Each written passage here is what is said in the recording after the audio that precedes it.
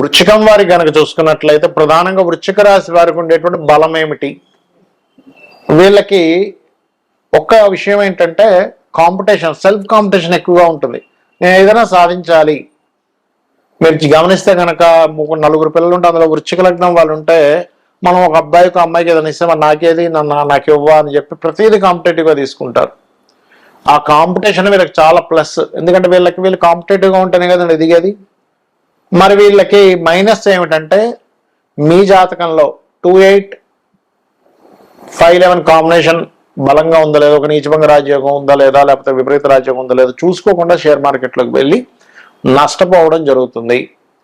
కాబట్టి share markets లేకపోతే ఈజీగా వచ్చే దాని వైపు వెళ్ళడం అనేటువంటిది వృశ్చికం వారికి మంచిది కాదు, గుర్తుపెట్టుకోండి.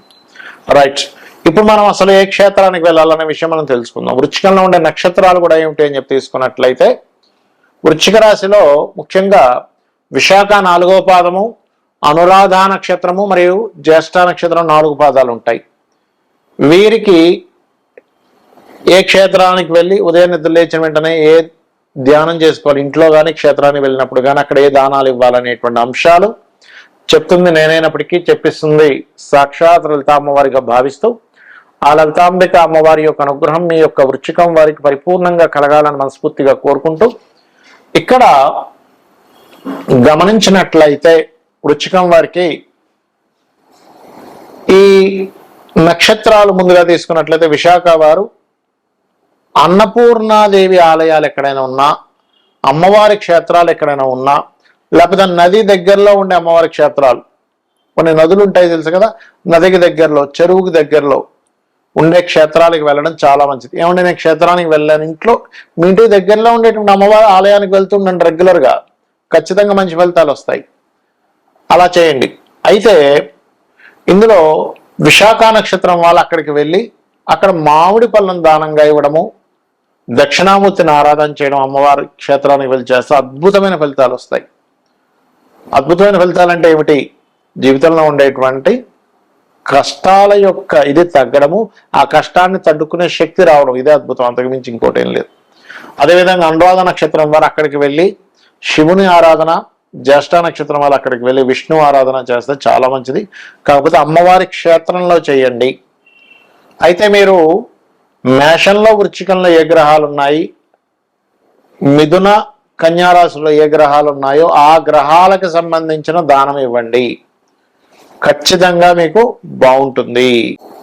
క్షేత్రానికి ఎందుకు వెళ్ళి చేయాలి అనేటువంటి సందేహం చాలా మందికి ఉంటుంది.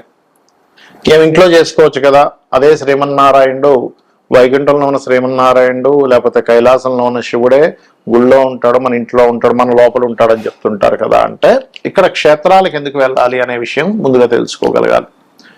క్షేత్రానికి ఒక మహిమలు ఉంటాయి, స్వయంభూ క్షేత్రాలు ఉంటాయి. ఆ స్వయంభూ క్షేత్రాలకి మన దేవతలు ఎవరెవరైతే ఉంటారో, అష్టదిక్పాలకులు కానివ్వండి, బ్రహ్మాది దేవతలు కానివ్వండి, వీళ్ళందరూ కూడా వచ్చి దర్శనాలు చేసుకుని వెళ్తుంటారు రోజు. దేవతలకి కూడా వాళ్ళ యొక్క టైం పీరియడ్ అనేది ఒకటి ఉంటుంది. అంటే ఒక మానవ మాత్రుడే తన యొక్క జీవితాన్ని తపశ్శక్తితో ఒక్కొక్క స్టేజ్ దాటుకుంటూ వెళ్తూ ఉంటాడు. ఇప్పుడు ఏ తపశ్శక్తి లేదు, ఏమీ లేదు, అధమ స్థాయిలో కూడా వెళ్ళిపోతాడు, ఒక పిశాచంగా మారిపోతూ ఉంటాడు, లేకపోతే ఇంకా హీనమైనటువంటి జన్మలు కూడా ఎత్తుతూ ఉంటాడు. అదే జీవుడు గనక తన యొక్క సాధనా మార్గంలో ముందుకు వెళ్తున్నా కొద్దీ యక్షులు గాను, గంధర్వులు గాను, దేవతలు గాను, సూర్య భగవాన్ రకరకాలుగా మారుతూ ఉంటాడు. ఇవన్నీ పోస్టులు మాత్రమే. ఇప్పుడున్న సూర్యుడు వేరు, కొంతకాలం తర్వాత ఆ పోస్ట్ ఇంకోలికి వస్తుంది, ఇంద్రుడు పోస్ట్ ఇంకోలికి వస్తుంది. అలాగా వీళ్ళందరూ కూడా ఒక మానవ మాత్రులుగా ఉన్నటువంటి జీవులు, ఈ ఆత్మలే రకరకాలుగా మారుతూ పురోగతి చెందుతూ ఉంటాయి. అలాగా ఆ దేవతలు, యక్షులు, గంధర్వులు, సిద్ధులు వీళ్ళందరూ కూడా భూమి మీదకి, ఎగ్జాంపుల్ తిరుపతి అనుకున్నాం, తిరుపతి మీదకి వస్తారు, తిరుపతి దగ్గరికి వస్తారు, లేకపోతే ఏ అరుణాచలము లేనట్లయితే కాశీ అనుకుందాం, లేకపోతే శ్రీశైలం అనుకుందాం, ఇక్కడికి వచ్చి సూక్ష్మ రూపాలలో, అంటే మన కంటికి కనబడకుండా ఉండేటువంటి, మన కంటికి అందదు అది రూపాల్లో వచ్చి అక్కడ వీళ్ళు తపస్సును ఆచరిస్తూ ధ్యానం చేసుకుంటూ మరలా వెళ్ళిపోతూ ఉంటారు సూక్ష్మ శరీరాల్లో. అందుకే చూడండి, మానస సరోవరం అని ఉంటుంది. మానస సరోవరం దగ్గరికి వెళ్తే మీకు అక్కడ రాత్రి సమయంలో, అంటే తెల్లవారుజామున రాత్రి సమయంలో కాంతి పుంజాల్లాగా ఆకాశం నుంచి ఇలా నక్షత్రాల రూపంలో ఆ యొక్క సరస్సులోకి వెళ్ళి స్నానం చేసి వెళ్తున్నట్టు మనకు అనిపిస్తూ ఉంటుంది, చూపిస్తూ ఉంటారు. మీరు యూట్యూబ్లో కొడితే కూడా కనిపిస్తుంది. ఎక్కడి నుంచి వస్తున్నాయండి? మన మిగతా విశ్వంలో ఎక్కడా కూడా అలాగా భూమి మీదకి వచ్చి వెళ్తున్నట్టుగా కనిపించదే అంటే మన శాస్త్రాల్లో చాలా స్పష్టంగా చెప్పడం జరిగింది ఈ విషయాలను. ఇప్పుడు నేను చెప్తున్నటువంటిది సూక్ష్మ రూపాలలో సిద్ధులు, గంధర్వులు, దేవతలు వీళ్ళందరూ క్షేత్రాలకు వచ్చి అక్కడ వాళ్ళ యొక్క తపశ్శక్తిని పెంచుకుంటూ మరలా వెళ్తూ ఉంటారు. అంటే వాళ్ళు ఎప్పటికప్పుడు పెంచుకుంటుండాలి. లేనట్లయితే ఒక సమయం వచ్చేసరికి వాళ్ళ తపోశక్తి అయిపోయింది, వాళ్ళ పుణ్యం అయిపోయింది అనగానే మళ్ళీ భూమి మీదకి వచ్చేస్తారు, మానవ రూపాలు దాలుస్తుంటారు. అందుకే చూడండి వీళ్ళు గాంధర్వ కాంత లేకపోతే ఒక పూర్వజన్మల్లో మనం చాలా పురాణాల్లో చదువుతూ ఉంటాం. పూర్వజన్మల్లో ఈవిడ ఒక యక్షిని, లేకపోతే ఒక గంధర్వకాంత, లేకపోతే ఒక సిద్ధుడు, అంటే సిద్ధుడే మళ్ళీ పుట్టాడు, ఒక దేవతా రూపం మళ్ళీ పుట్టింది. మనం భీష్ముడి యొక్క వృత్తాంతం కూడా చూసుకుంటే అష్ట వసువుల్లో ఒక వసువైనటువంటి భీష్మాచార్యుల వారు మనుష్య జన్మనిత్యారని మనం చదువుకున్నాం, మహాభారతంలో ఉంటుంది. అంటే ఏమిటి? యక్షుడు భూమి మీదకి వచ్చాడు, గంధర్వులు భూమి మీదకి వచ్చారు, వసువులు భూమి మీదకి వస్తున్నారు. తపోశక్తి అయిపోయిన వాళ్ళకి కొంత శాప సంబంధంగా కావచ్చు, లేకపోతే కొన్ని కారణాల వల్ల కావచ్చు భూమి మీదకి వస్తూ ఉంటారు. అది జన్మనెత్తడం వేరు. మరలా ఈ జన్మలు మళ్ళీ భూమి మీదకి వచ్చి ఆ మానవ జన్మ ఎత్తకుండా ఉండాలనేటువంటి భావనతో వాళ్ళు ఎప్పటికప్పుడు తపశక్తిని పెంచుకుంటూ ఉంటారు. అలా ఆ యొక్క క్షేత్రాలకు వచ్చి తిరగాడుతున్నటువంటి వారికి ఎవరైతే వెళ్ళి అక్కడ తపని పడుతుంటారో, అయ్యో నాకు వివాహం అవ్వట్లేదనో, లేకపోతే సంతానం లేదనో, ఆరోగ్యంతో ఉన్నారనో, ఆరోగ్యంగా బాగుండాలనో, లేకపోతే పలానా సంపాదన సంబంధంగా ఇబ్బంది ఉందనో, లేనట్లయితే మరి కొంతమందికి అప్పులు ఉన్నాయనో, చాలా రకరకాల ఇబ్బందులు ఉంటాయి. ఎవరో కబ్జా చేస్తారు ల్యాండ్ అని, రకరకాలు ఉంటాయి. అందుకే మన వాళ్ళు పూర్వం సంతానం కలగట్లేదంటే క్షేత్రాలకు వెళ్ళరండి అనేవారు. క్షేత్రాలకు వెళ్తే ఎందుకు అవుతుంది అంటే అక్కడ ఈ దేవతామూర్తులు, సిద్ధులు వీళ్ళందరూ కూడా మన యొక్క తపనని చూసి కరుణతో వాళ్ళు ఆశీర్వదిస్తారు. అందుకే చూడండి ఇక్కడ చేసిన దానికి క్షేత్రంలో చేసిన జపానికి 1000 రెట్లు ఎక్కువ ఫలితం, 1,00,000 రెట్లు ఎక్కువ ఫలితం అని చెప్తూ ఉంటారు. ఎందుకు? ఆ మహిమ అలా ఉంటుంది. మీరు ఇక్కడ ఒక్కసారి నమశివాయ అనుకున్న దానికి క్షేత్రంలోకి వెళ్ళి అక్కడ నమశివాయ అనేటువంటి నామం పలికిన దానికి, లేదా ఓం నమో నారాయణాయ కానివ్వండి, ఓం శ్రీమాత్రే నమః అనుకోండి, ఏదైనా నామం చేసిన దానికి చాలా అధిక ఫలితం వస్తుంది.